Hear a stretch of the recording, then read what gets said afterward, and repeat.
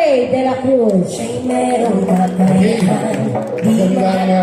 Magandang hapon po. Hello? Hi, Nanay. So, ang pagpugay po at pasasalamat kay Pres Francis. Magandang hapon po. Kay Vice, asa si Vice? Eric, ayun.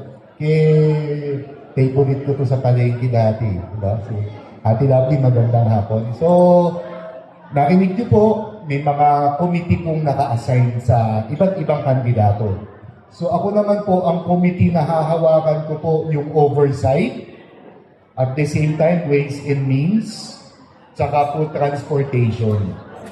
So hindi po ito katulad ng ibang committee, meron pong maipapangako. Katulad po kay Consimili, sabi niya kanina, 90,000 na senior citizens ang bibigyan po natin ng monthly pension.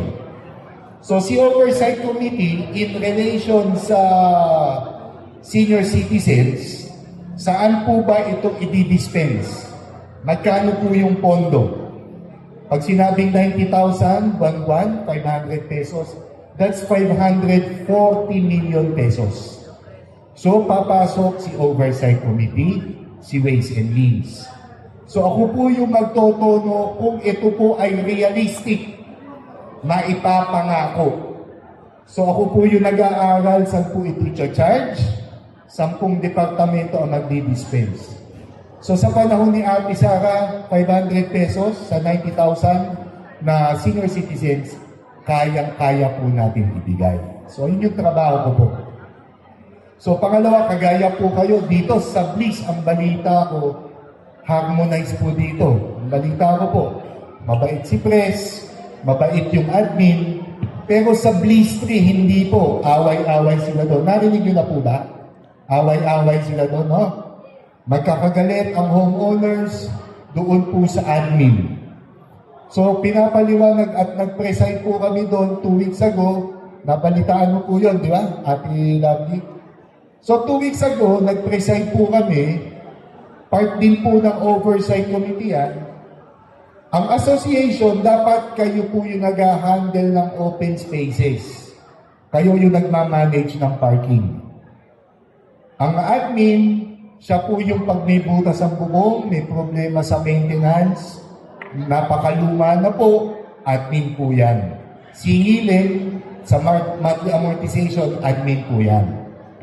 Doon sa Bliss 3, nag-i-issue ang admin ng probationary receipt, naniningil ng 30 pesos ata.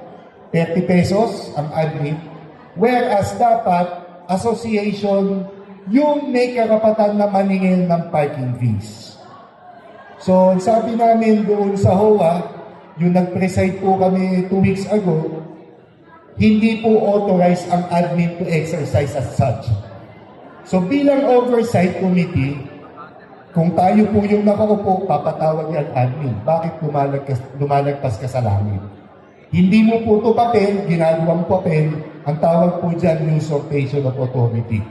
Lumalagpas ka beyond the definition of being an admin officer.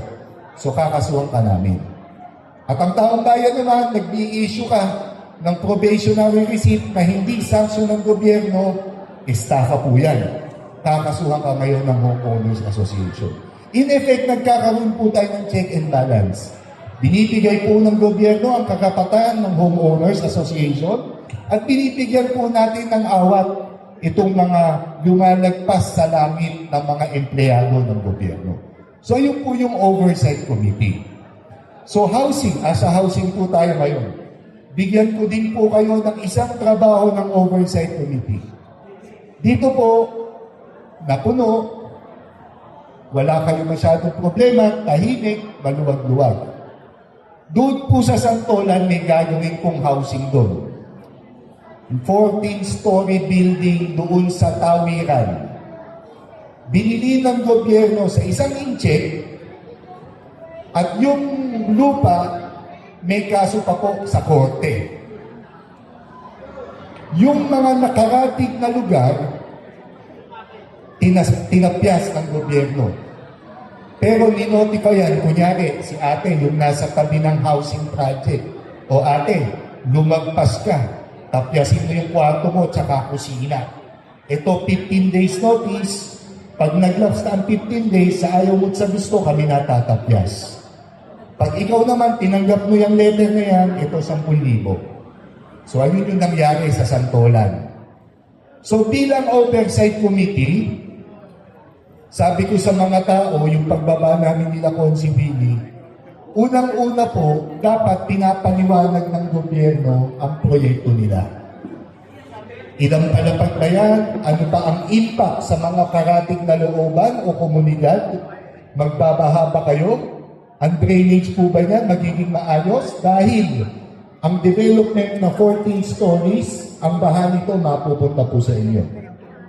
Pag pumunta ka po sa development, kunyari ito elevation, ang housing project nasa 12 feet magsisimula. So mataas. Lahat ng tubig tatapon sa amin. Na-notify yan si ate, 15 days. Nakalagay sa batas, dapat at least 30 days. Andyan si ate Gracie, nasa DILG yun. At, nasan ba yun? Nawala. Lumayas na ba?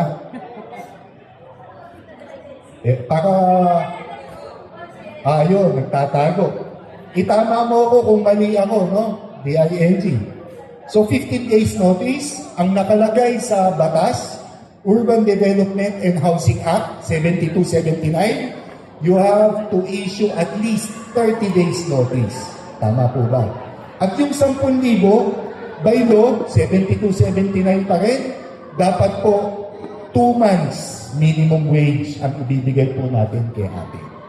So, alin yung batas? At si Oversight Committee ang nagsasabi, oy, mali yan puso, mali yan mayor. Dapat binibigay niyo po yung karapatan ng apektadong pamilya. So ayun po yung Oversight Committee. Binibigay po namin ng committee ang karapatan po ng Pasigueño. Siya po ang nagsisigurado na nakukuha niyo po ang benepisyo na talagang dapat nakukuha ng Pasigueño. So dito po, pangatlong example po, dito po, lumalapit po ba kayo sa health center? Lumalapit po kayo. Minsan, naka-experience po ba kayo na pumunta kayo sa center walang gamot?